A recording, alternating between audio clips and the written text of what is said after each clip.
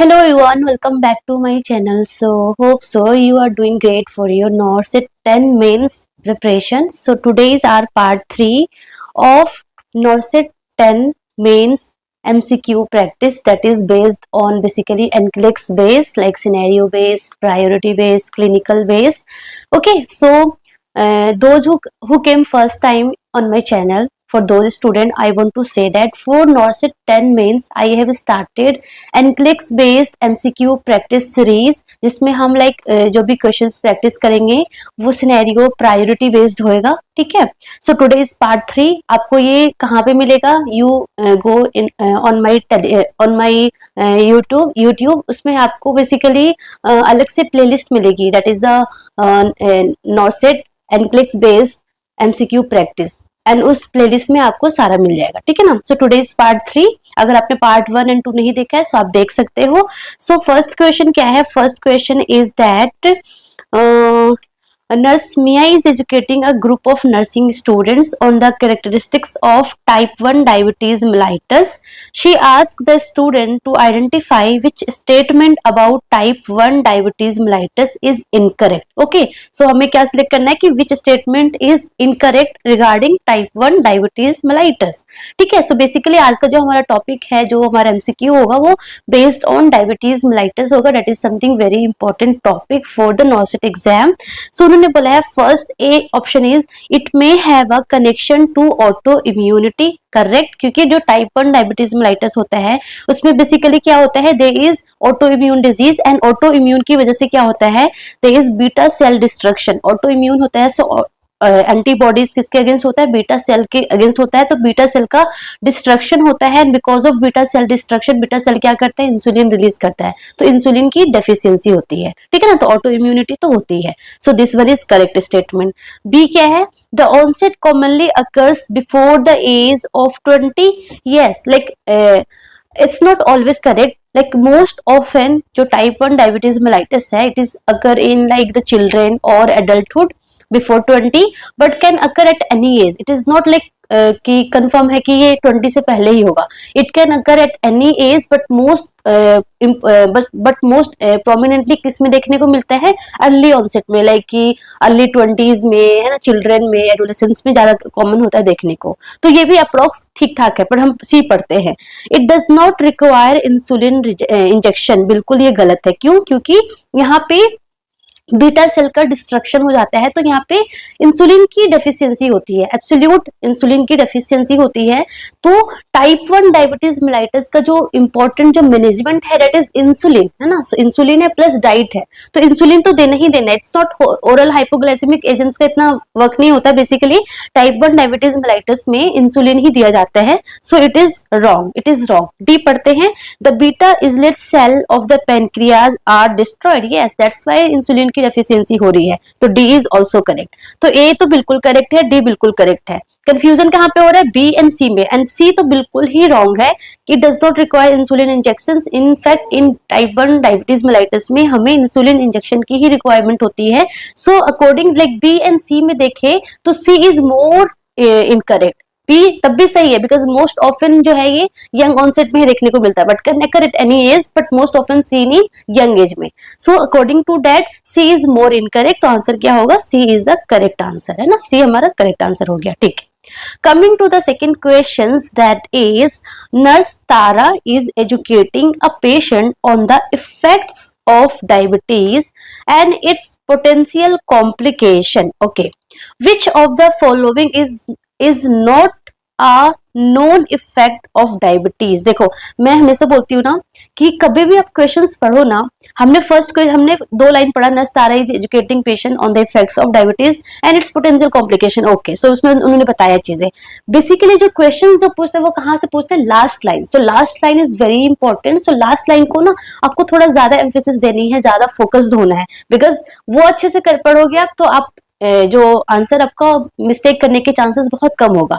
तो उन्होंने पूछा है कि विच of the following is not a known effect of diabetes? A, blockage of small blood vessels. देखो, एज यू नो जो हमारा डायबिटीज का जो कॉम्प्लिकेशन है it is basically divided into two. First हमारा होता है एक्यूट कॉम्प्लिकेशन जो कि तुरंत देखने को मिलेगा, एक होता है कि chronic complication like long term पे देखने को मिलेगा ना। सो लॉन्ग टर्म कॉम्प्लिकेशन, अगर हम एक्यूट की बात करें, सो एक्यूट में जैसे कि हमारा हाइपोग्लाइसीमिया होने के चांसेस है, ठीक है ना। डायबिटिक कीटोएसिडोसिस बेसिकली कहाँ देखने को मिलता है, diabetic ketoacidosis most commonly seen in कौन से टाइप में, टाइप 1 में। सो टाइप 1 डायबिटीज मेलाइटिस में मोस्ट कॉमनली देखने को मिलता है। उसके अलावा hyperglycaemia, hyperosmolarity coma, है ना, सो दैट इज HSC, ये कहाँ देखने को मिलता है, most commonly it is seen in type 2 diabetes mellitus में। सो ये तो हमारा एक्यूट कॉम्प्लिकेशन होता है। उसके अलावा कुछ लॉन्ग टर्म कॉम्प्लिकेशन होता है। लॉन्ग टर्म कॉम्प्लिकेशन होता है जैसे कि microvascular and macrovascular.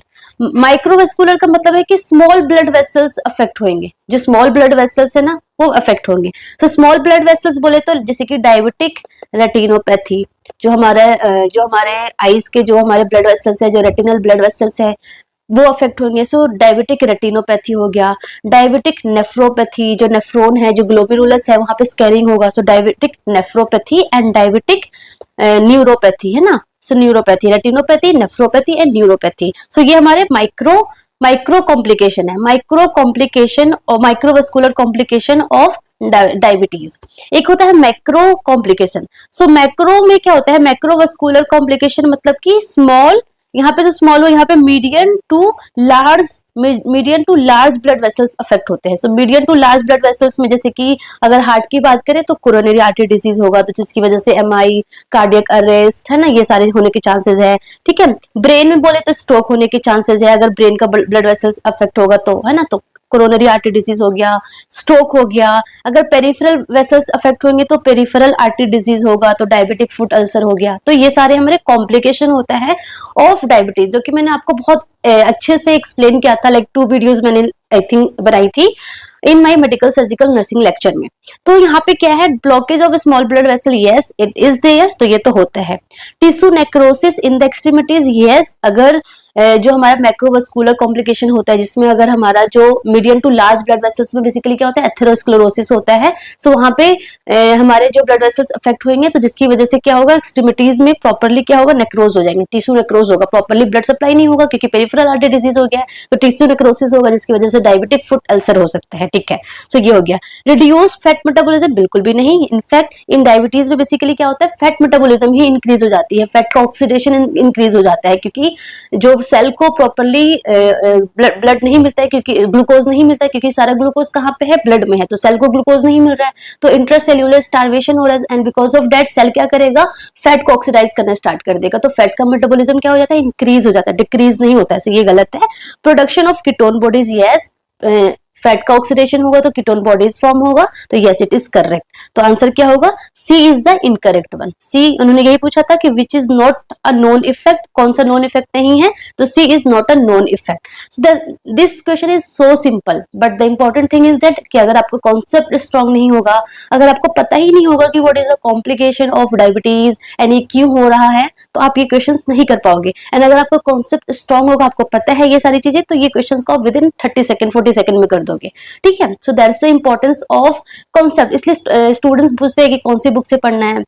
Yes, it is important कौन सी बुक से पढ़ना है, but the more important factor is that कि आपका कॉन्सेप्ट स्ट्रांग होना चाहिए। भले ही आप कोई सी भी बुक उठा लो, अगर आपका कॉन्सेप्ट ही स्ट्रांग नहीं है तो it doesn't make any sense, आपका MCQ भी सॉल्व नहीं होगा। तो आपको कॉन्सेप्ट स्ट्रांग करने की बहुत ज्यादा फोकस करना है। तो अगर आप नॉसेट 11 की प्रिपरेशन कर रहे हो तो ट्राई करो कि आपका जो भी टॉपिक है, पहले तो आप सिलेक्ट करो कि कौन कौन से टॉपिक इंपॉर्टेंट है फॉर द नॉसेट, है ना। सो वो सारे आप लाइक नॉसेट 1 to 9 देखो पेपर, एंड आपको पता चल जाएगा कि यस कौन से टॉपिक इंपॉर्टेंट है, एंड वो टॉपिक का आपका कॉन्सेप्ट स्ट्रांग होना चाहिए, क्योंकि कहीं से भी किसी भी तरीके से MCQ हमारे नॉसेट में आ जाता है। आपने नॉसेट 10 का प्री भी देखा होगा तो आपको समझ में आ गया होगा, ठीक है ना।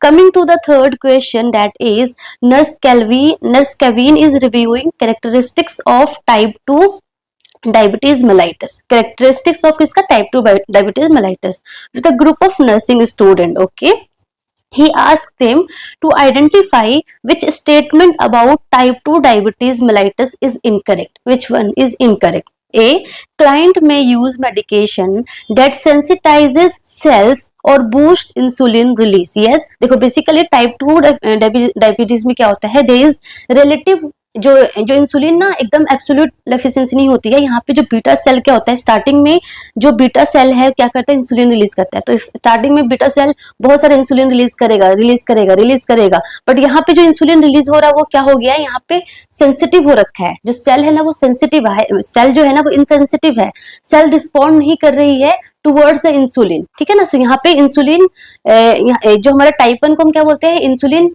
की डेफिशिएंसी की वजह से बेसिकली हो रहा है।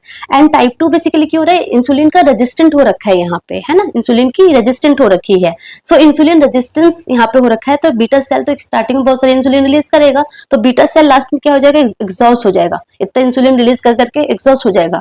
क्यों, क्योंकि यहाँ पे इंसुलिन की क्या हो रखी है, रेजिस्टेंस हो रखी है, इंसुलिन रेजिस्टेंस हो रखा है, इंसुलिन तो है बट रेजिस्टेंट है, सेल एक्ट नहीं कर रही है। प्लस इसके अलावा और क्या हो सकता है कि इंसुलिन की कमी भी हो सकती है। सो इनसफिशिएंट इंसुलिन सिक्रेशन हो सकता है, एकदम रिलेटिव एकदम एब्सोल्यूट डेफिशिएंट नहीं होगा, there is insufficient of insulin secretion plus insulin resistant होता है यहाँ पे, ठीक है ना। तो क्लाइंट में यूज, तो यहाँ पे हमें क्या बोलते हैं, इंसुलिन देने से उतना यूजफुल नहीं होगा क्योंकि ऑलरेडी इंसुलिन तो है बट इंसुलिन रेजिस्टेंट हो रखा है। तो हम यहाँ पे कौन सा ड्रग देते हैं, हम यहाँ पे ड्रग देते हैं oral hypoglycemic anti diabetic drug देते हैं। एंटी डायबिटिक ड्रग देते हैं, वो ड्रग्स क्या करते हैं, use medication that sensitize the cell और बूस्ट इंसुलिन रिलीज, है ना। तो सेल को सेंसिटाइज कर देता है सो दैट इंसुलिन की जो रेजिस्टेंट हो रखा था वो ओवरकम हो जाए, ठीक है ना। So yes, it is correct answer.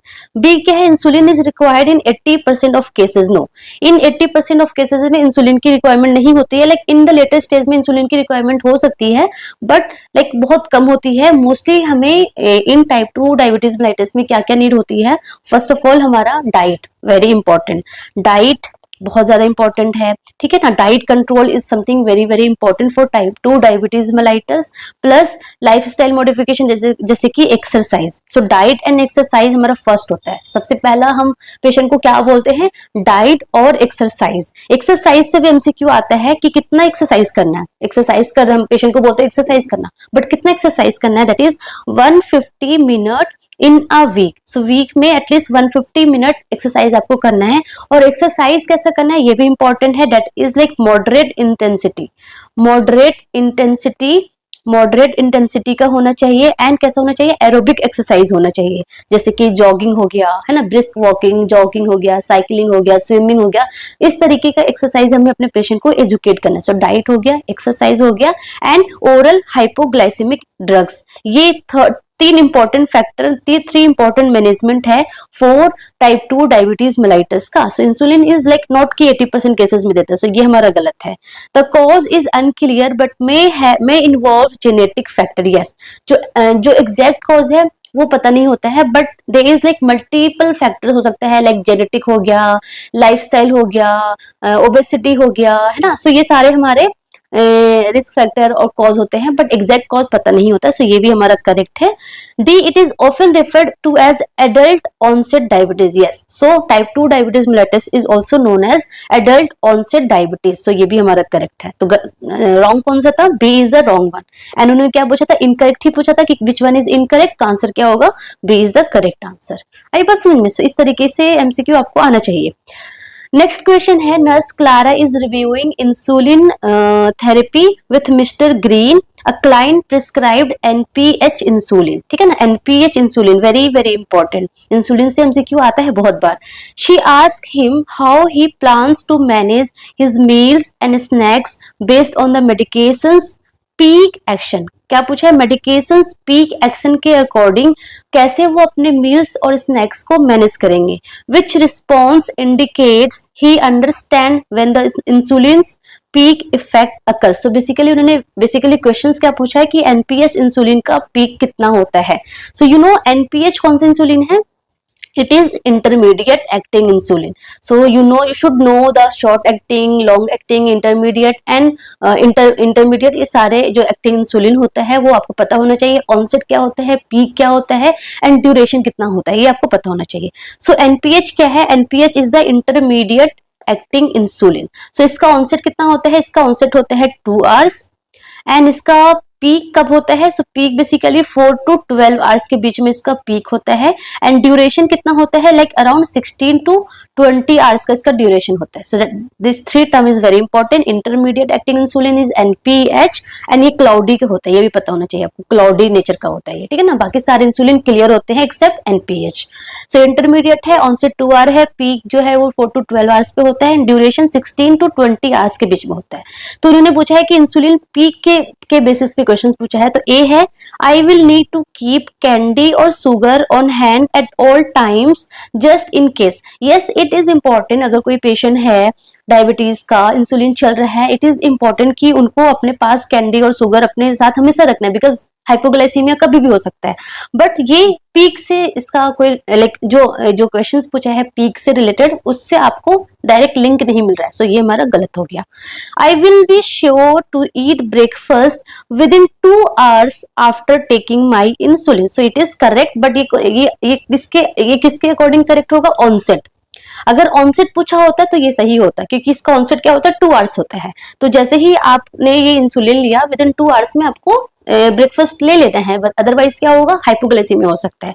सो ये हमारा ऑनसेट से पूछा है, सो ये भी हमारा क्या हो गया? गलत हो गया. I can save my dessert from dinner to have as a bedtime snack. So यहाँ पे भी क्या? I can save my dessert from dinner to have as a bedtime snack. ये भी बिल्कुल गलत है, क्योंकि यहाँ पे भी पीक से सॉल्व नहीं हुआ. क्योंकि देखो पीक का मतलब है कि लेट सपोज अगर आपने NPH सुबह 7 या 8 बजे लिया, लेट सपोज आपने 8 AM पे NPH लिया, तो इसका पीक कब से स्टार्ट होगा? 4 आवर से स्टार्ट हो जाएगा. मतलब कि 12 PM से स्टार्ट हो जाएगा एंड 12 PM से अराउंड समझो आप 8 PM तक इसका पीक रहेगा. सो आपको बेसिकली 12 PM टू 8 PM के अराउंड इसका पीक रहेगा. तो I will plan to eat a snack around 3 in the afternoon. So that is correct, because 3 जो है वहां पे पीक रहेगा, तो 3 PM पे आपको एक स्नैक लेना है, अदरवाइज क्या हो सकता है? आपको हाइपोग्लाइसीमिया होने के चांसेस है. सो डी इज मोर एक्यूरेट, है ना. D is the correct answer, क्योंकि अगर हमने 8 बजे लिया तो 12 से 8 के बीच में क्या होगा? पीक होगा. तो 3 PM पे आपने एक स्नैक ले लिया, तो क्या होगा? हाइपोग्लाइसीमिया के चांसेस क्या होगा? कम रहेगा, है ना. क्योंकि पीक का मतलब है कि एकदम इंसुलिन का जो एक्शन एकदम पीक लेवल पे है, तो उस टाइम जो हाइपोग्लाइसीमिया होने के जो चांसेस होते हैं वो सबसे ज्यादा होता है. तो उस टाइम आपको कुछ स्नैक लेने की बहुत ज्यादा रिक्वायरमेंट होती है, ठीक है ना. So D is the correct answer, ठीक है. सो इंसुलिन का जो टाइप ऑफ इंसुलिन है ना, उससे इस तरीके का ही MCQ आता है. लाइक अब बहुत रेयरली चांस है कि वो आपसे डायरेक्टली पूछेंगे कि शॉर्ट एक्टिंग कौन है, लॉन्ग एक्टिंग कौन है, पीक क्या होता है, ड्यूरेशन क्या होता है. They ask in some type of kind of sentence के फॉर्म में पूछेंगे, इस तरीके से पूछेंगे. इसमें उन्होंने पीक पूछ लिया, तो इस तरीके से आपको लाइक अच्छे से पता होना चाहिए पीक, ऑनसेट, ड्यूरेशन, ठीक है. Okay. Next question, Nurse Lee is assisting Mrs. Turner, a patient with type 1 diabetes mellitus who suddenly begins showing sign of confusion, dizziness, unusual behavior. Mrs. Turner is still alert and responsive. Very important. What should Nurse Lee do first to address the situation? देखो, ये जो आपको जो situation बोला है कि इसको type 1 diabetes mellitus का पेशेंट है, उसको सडनली क्या हो जाता है? कंफ्यूजन, डिजीनेस, अनयूजुअल बिहेवियर होता है. So this indicate hypoglycaemia. देखो 2 चीज हो सकता है, या तो डायबिटिक कीटोएसिडोसिस भी हो सकता है या फिर हाइपोग्लाइसीमिया भी हो सकता है. डायबिटिक कीटोएसिडोसिस क्यों बोला? क्योंकि टाइप 1 डायबिटीज मेलाइटिस का जो मोस्ट कॉमन कॉम्प्लिकेशन है वो डायबिटिक कीटोएसिडोसिस होता है. बट अगर डायबिटिक कीटोएसिडोसिस होगा तो हाइपरग्लाइसीमिया होगा, ठीक है. हाइपरग्लाइसीमिया होगा, बहुत इंपॉर्टेंट है. सेकंड क्या होगा? यहाँ पे कीटोन बॉडीज का प्रोडक्शन होना स्टार्ट हो जाता है, तो कीटोन यूरिन में कीटोन होगा. थर्ड वेरी इंपॉर्टेंट क्या होगा? स्मॉल ब्रीदिंग होगा, ठीक है ना. सो ये कुछ इंपॉर्टेंट है. बट यहाँ पे आपको डायबिटिक कीटोएसिडोसिस वाला उतना सिम्टम्स नहीं दिख रहा है. जो मोस्टली जो सिम्टम्स आपको इंडिकेट कर रहा है वो क्या दिखा रहा है? कंफ्यूजन हो गया, डिजीनेस हो गया, अनयूजुअल बिहेवियर हो गया, ठीक है ना, स्वेटिंग हो गया, शेकीनेस हो गया, टेकिकार्डिया हो गया, ठीक है ना. सो ये सारा हमारा हाइपोग्लाइसीमिया बताता है, क्योंकि ब्लड शुगर कम है तो हमारा जो एपिनेफ्रिन, जो एड्रेनलिन है वो इंक्रीज हो जाएगा, तो उस वैसे सिम्टम्स दिखने को मिलेगा आपको, है ना. तो स्टार्टिंग में आपको ऐसे dizziness, unusual behaviour, tachycardia, confusion, ठीक है ना, ट्रेमर, ठीक है, स्वेटिंग, हंगर, ये सारे सिम्टम्स दिखेगा। एंड धीरे धीरे आपने टाइम पे एक्शन नहीं लिया तो कंफ्यूजन हो सकता है, अल्टर्ड मेंटल स्टेटस हो सकता है, सीजर आ सकता है, इवन डेथ भी हो सकती है पेशेंट का। तो अभी पेशेंट क्या है, अलर्ट एंड रिस्पॉन्सिव है, मतलब कि there is moderate hypoglycemia, severe hypoglycemia तो नहीं है, तो माइल्ड है या मॉडरेट है ना, सो माइल्ड के अराउंड, लाइक लेस देन 70 है, अगर लेस देन 54 होगा तो उसको मॉडरेट एंड सीवियर देन हो सकता है। तो लाइक यहाँ पे पेशेंट को क्या है, लेस देन 70 है, तो अगर पेशेंट को माइल्ड हाइपोग्लाइसीमिया तो आप कैसे मैनेज करोगे, ऑफ कोर्स मतलब ओरल, पेशेंट ओरल ले सकते हैं ना, क्योंकि अलर्ट है, रिस्पॉन्सिव है, तो स्वेलो कर सकता है, तो हम ओरली दे देंगे। अगर पेशेंट अलर्ट नहीं है, रिस्पॉन्सिव नहीं है, सीजर आ रहे हैं, स्वेलो नहीं कर सकता है, तो आप क्या दोगे, आप आईवी के थ्रू कुछ भी दोगे। तो एक क्या बोला, offer 15 to 20 gram of fast acting carbohydrate like orange juice, yes it is important, ये हम कर सकते हैं। बी है एडमिनिस्टर ग्लूकागोन विया इंट्रामस्कुलर और सबक्यूटेनियस इंजेक्शन, तो ये हम जब करेंगे जब सीवियर हाइपोग्लाइसीमिया होगा, जब पेशेंट अलर्ट नहीं होगा, अल्टर्ड मेंटल स्टेटस होगा, सीजर आ रहे होंगे, स्वेलो नहीं कर सकता है, कंफ्यूजन में है ना। सो इन दैट केस हमें पेशेंट को या तो हम आईवी देंगे, आईवी हम 25 to 50% डेक्सट्रोज दे सकते हैं, है ना। अगर आईवी एक्सेस नहीं मिल पा रहा है तो हम क्या देंगे, इंजेक्शन ग्लूकागोन देंगे, इंजेक्शन ग्लूकागोन इंट्रामस्कुलर दे सकते हैं या फिर सबक्यूटेनियस दे सकते हैं। तो ये हम सीवियर हाइपोग्लाइसीमिया में देंगे, एंड ये जो सिम्टम्स बताया वो माइल्ड का बताया तो हम नहीं देंगे। Administer 10 unit of fast acting insulin, बिल्कुल गलत, क्योंकि ऑलरेडी पेशेंट हाइपोग्लाइसीमिया में है, आपने इंसुलिन दे दिया तो इस पे तो डबल 4 चांद लग जाएगा ना, तो बिल्कुल गलत है। D, provide an intravenous bolus of 50% dextrose that is similar to B, है ना, बी एंड डी दोनों सेम ही है, दोनों हम कब करेंगे, सीवियर हाइपोग्लाइसीमिया में करेंगे, so it is also wrong. Okay, so answer क्या होगा, ए इज करेक्ट आंसर। ठीक है, नेक्स्ट क्वेश्चन है, nurse Lime is caring for post operative male patient with diabetes mellitus who expresses concerns about impotence and its potential impact on his marriage. Okay, when planning care what would be the most appropriate intervention? तो सबसे पहले मैं ये बता दूं कि जो diabetic patient होते हैं ना, उनमें इरेक्टाइल डिस्फंक्शन के बहुत ज्यादा चांसेस होते हैं। इरेक्टाइल डिस्फंक्शन क्यों, क्योंकि यहाँ पे क्या हो रहा है, वस्कुलर कॉम्प्लिकेशन है, because of vascular complication there is peripheral neuropathy है, प्लस हार्मोनल इम्बैलेंस भी होता है, प्लस क्या बोलते हैं, साइकोलॉजिकल स्ट्रेस भी होता है, and because of that erectile dysfunction बहुत कॉमनली देखने को मिलता है इन डायबिटीज मेलाइटस पेशेंट में। सो इन दैट केस आप क्या अप्रोप्रिएट इंटरवेंशन दोगे, advise the patient to increase physical activity immediately to address the concern, बिल्कुल गलत। अभी उसकी सर्जरी हुई है, यस इट इज इंपॉर्टेंट कि जितना जल्दी वो फिजिकल एक्टिविटी करेगा उसका जो रिकवरी के चांसेस इंक्रीज हो जाएगा, but you don't have any idea कि इमीडिएटली उसको फिजिकल एक्टिविटी बोल सकते हैं कि नहीं बोल सकते हैं, बहुत सारे पैरामीटर्स पे डिपेंड करता है। प्लस जो फिजिकल एक्टिविटी इंक्रीज करने से इरेक्टाइल डिस्फंक्शन का कुछ उतना उस पे इम्पैक्ट नहीं पड़ेगा, सो ये हमारा गलत है। B, reassure the patient that importance is always temporary about after surgery, it is also wrong. Yes, some cases में हो सकता है कि वो फॉर टेम्परेरी हो, but most of the cases में क्या है कि ये लॉन्ग टर्म ही होता है, तो यहाँ पे आप मिस इन्फॉर्मेशन दे रहे हो, पेशेंट को आप मिस गाइड कर रहे हो, सो ये भी हमारा गलत है। आप फालतू में उसको रिअश्योर करो, बाद में उसको पता चलेगा एग्जैक्ट, तो वो कहेगा कि उस नर्स को कुछ पता ही नहीं था ना, सो ऐसे मिस इन्फॉर्मेशन, मिस गाइडेंस नहीं करना है आपको। C, suggest the patient avoid discussing the issue with his partner until fully recovered, ये तो बिल्कुल ही नहीं करना है कि वो डिस्कस ही ना करे, इनफैक्ट उसको डिस्कस करना है, ठीक है ना। D, refer the patient to a counsellor और support group specialising in sexual health, बिल्कुल करेक्ट है। सो हमें उनको रेफर करना है, सो दैट वो प्रॉपरली उनको एजुकेट करे, क्या क्या चीजें कर सकते हैं, क्या नहीं कर सकते हैं, सो हमें चीजों को रेफर करना है, ठीक है। सो आंसर क्या हुआ, D is the more accurate answer. Coming to the next question, that is nurse Tara is reviewing the physiological effect of insulin with a group of nursing students. She asked them to identify which of the following action is the result of insulin release in the body. So this is so simple questions कि insulin अगर release होता है तो क्या होता है, A, leads to reduction in the blood sugar level, B, promotes the increased breakdown of fat, C, glucose cause glucose to be phosphorylated in the kidneys, and D, stimulate the increased breakdown of protein. That is so simple answer. आप इसका मुझे answer comment में देना, okay. And please मेरा आप pin comment check कर लिया करो, बिकॉज मैं एक कमेंट को पिन कर देती हूँ जिसमें जो करेक्ट आंसर होता है वो मैं बता देती हूँ, सबके आंसर मैं भूल जाती हूँ कि सबको मुझे रिप्लाई करना है, बट एक को पिन कर देती हूँ तो आपको पता चल जाएगा कि which one is the correct answer, ठीक है ना। सो आप इसका आंसर मुझे कमेंट में बताना, ठीक है। क्योंकि ये बहुत सिंपल क्वेश्चन था, ये तो आपको सबको पता होना चाहिए। नेक्स्ट क्वेश्चन है, nurse Clara is reviewing diagnostic indicator of diabetes with her students. She asked what a urine test might reveal in an undiagnosed diabetic client. So undiagnosed diabetic client का मतलब यहाँ पे ये हो रहा है कि उसको पता ही नहीं है, वो जो क्लाइंट है जिसको डायबिटीज में भी है उसको पता ही नहीं है कि उसको डायबिटीज है। तो इन दैट केस में आपको क्या पता चलेगा यूरिन में, यूरिन टेस्ट में क्या रिवील होगा, glucose and elevated bilirubin in the urine. देखो अनडायग्नोस्ड है मतलब उसको पता ही नहीं, उसको डायबिटीज है बट उसको पता नहीं है। इसका मतलब क्या है कि उसको पता नहीं है तो ना ही वो कुछ इंसुलिन ले रहा है, ना ही वो ओरल हाइपोग्लाइसेमिक एजेंट्स ले रहा है, ना ही वो डाइट पे कंट्रोल कर रहा है, ना ही वो फिजिकल एक्टिविटी पे कंट्रोल कर रहा है, क्योंकि उसको पता ही नहीं है। तो इन दैट केस क्या हो रहा है कि हाइपरग्लाइसीमिया, बहुत ज्यादा ब्लड शुगर एलिवेटेड है, बहुत सारा ब्लड शुगर एलिवेटेड है, तो क्या हो रहा है, इंटरसेल्यूलर स्टार्वेशन हो रहा है, तो कीटोन का बॉडीज का भी प्रोडक्शन हो रहा है। तो क्या हो रहा है, वो जो एक्स्ट्रा ग्लूकोज है वो कहाँ आ रहा है, यूरिन के थ्रू बाहर आ रहा है, एंड जो कीटोन बन रहा है वो भी कहाँ आ रहा है, यूरिन के थ्रू बाहर आ रहा है। तो यूरिन में बेसिकली क्या मिलेगा हमें, ग्लाइकोसूरिया मिलता है, तो ग्लूकोज पॉजिटिव होगा एंड कीटोन पॉजिटिव होगा, ठीक है ना। So glucose and ketone present in the urine, yes. C ketone and adrenaline in the urine, so ketone तो रहेगा बट एड्रेनालिन नहीं रहेगा, तो ये भी गलत हो गया। Ketone only in the urine, नहीं, कीटोन के साथ साथ ग्लूकोज भी रहेगा, तो आंसर क्या होगा, B is the correct answer, ठीक है ना। सो सिंपल था ये। ओके, नेक्स्ट क्वेश्चन है, nurse Clara is educating mister Harris, a patient with diabetes mellitus, about his new prescription for Glucotrol XL, that is glipizide, है ना, glipizide most important, पता होगा सबको ग्लिपिजाइड क्या है।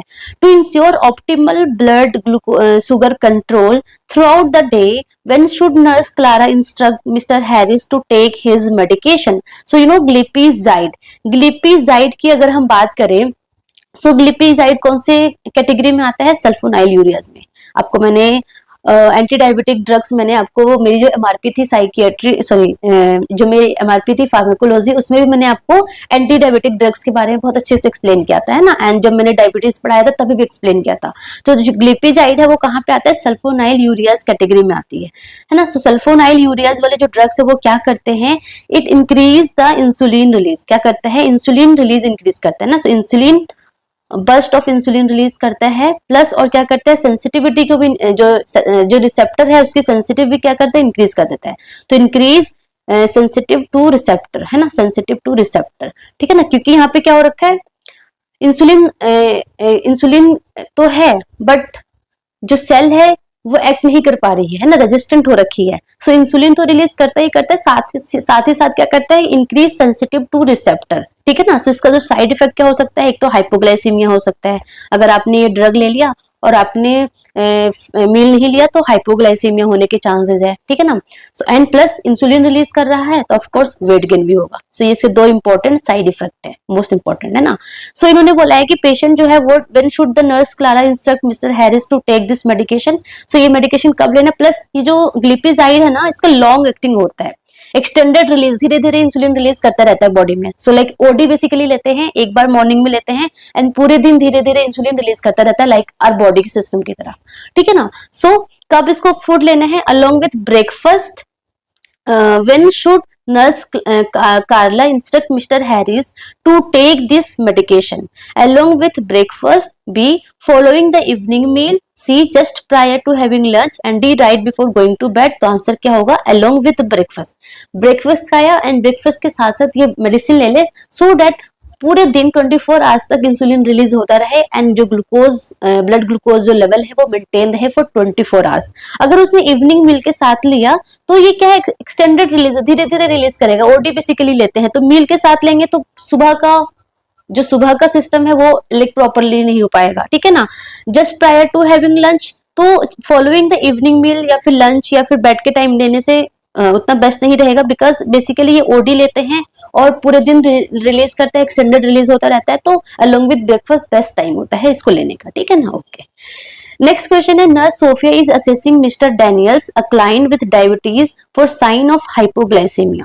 She asked her student to identify which of the following is not typically a symptom of hypoglycemic condition. तो अभी मैंने आपको हाइपोग्लाइसेमिया का साइन बताया, क्या क्या बताया, हाइपोग्लाइसेमिया होगा, ब्लड शुगर कम होगा तो क्या रिलीज होगा, epinephrine, counter regulatory hormone release होगा, एंड बिकॉज ऑफ दैट क्या होगा, देयर इज दे इज क्या बोलते हैं, कंफ्यूजन भी होगा, फटीग भी होगा, टेकिकार्डिया भी होगा, डिजीनेस होगा, अल्टर मेंटल स्टेटस हो सकता है, ठीक है ना, अनयूजुअल बिहेवियर, अनयूजुअल सेकिनेस ना, हैंड शेकिंग हो सकता है, ट्रेमर, स्वेटिंग, है ना, तो ये सारा कुछ होगा।